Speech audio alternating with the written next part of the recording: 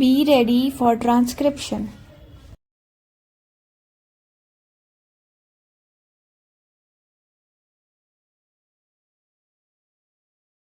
In conclusion, I would like to say a word in regard to employment with which I have been dealing so far.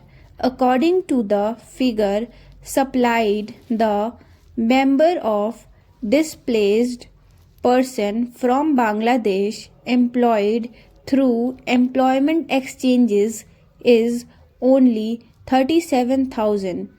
This is very meager compared with their total number, which comes to 32 lakhs according to the official figure.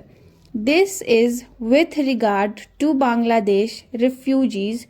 The number of displaced person from Pakistan employed through employment exchanges is not very encouraging, but still it is 75,000. I would urge upon the Honorable Minister to take this into consideration and see that something is done to find employment for these people. Of course, there is some expenditure incurred on general education and vocational training, but when we look at the number of persons who have been given vocational training, we find that the number already trained and under training is only 17,000. This figure also seems to be very small considering the magnitude of the problem before us.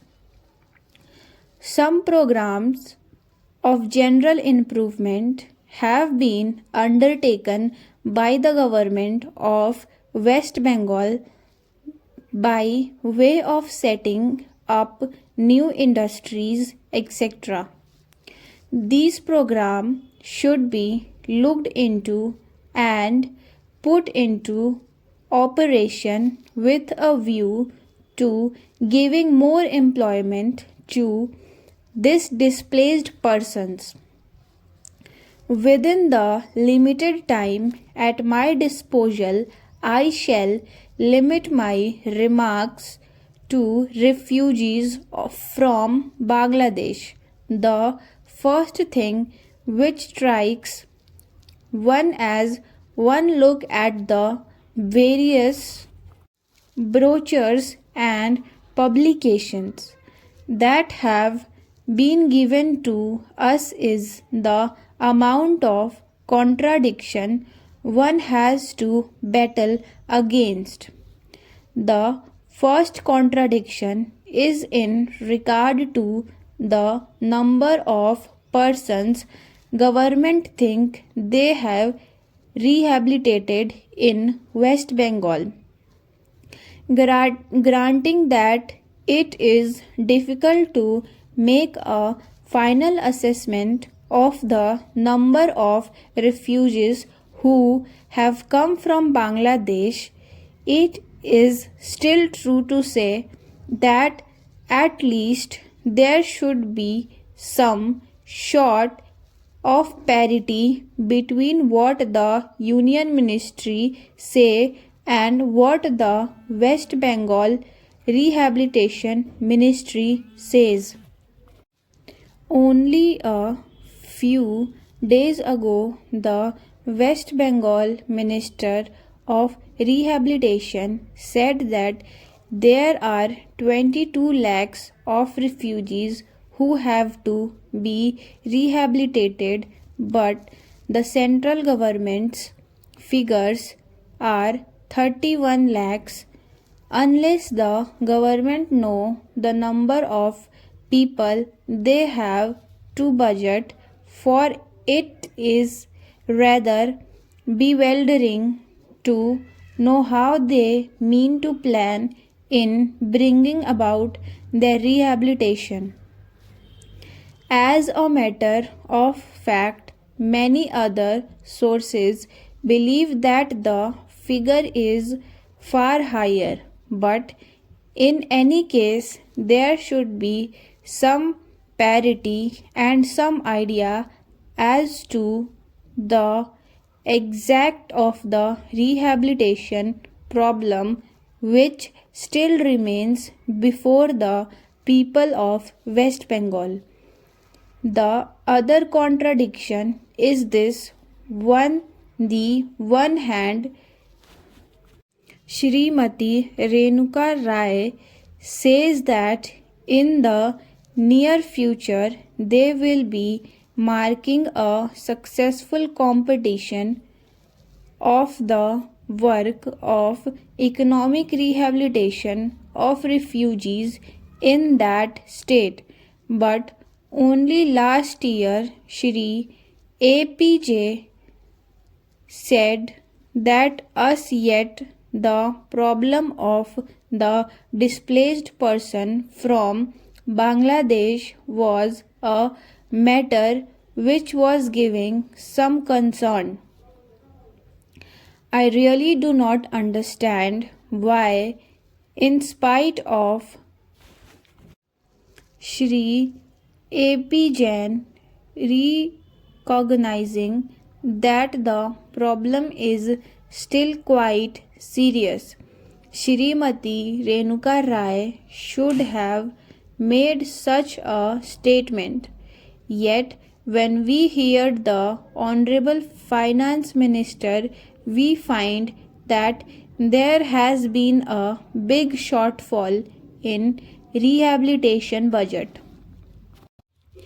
I think that if the fact finding committee's report had been published, the assessment that we have rehabilitated about 50% of the people of Bangladesh who came over as displaced person who have become quite clear in regard to its incorrectness.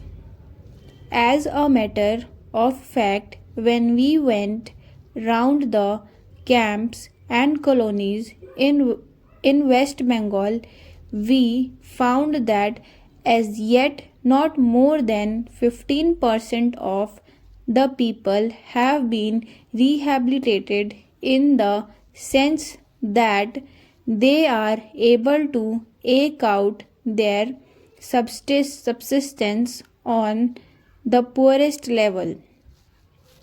It is not more than 15%, and I think the figure of the fact finding committee are still lower. I think this is something that we have to take seriously and put our minds to and apply all the resources that we have to find out how we will be able to tackle this problem of rehabilitation. Now, coming to the question of relief, I feel that until we are able to give really proper rehabilitation, we cannot withdraw relief. It is no use arguing whether relief leads to lethargy and moral slackness. Unless our rehabilitation policies are fruitful, have we any right to starve the people to death? As a matter of fact, Shri A.P. Jain may know that in West Bengal the incidence of tuberculosis amongst the refugee population is very high.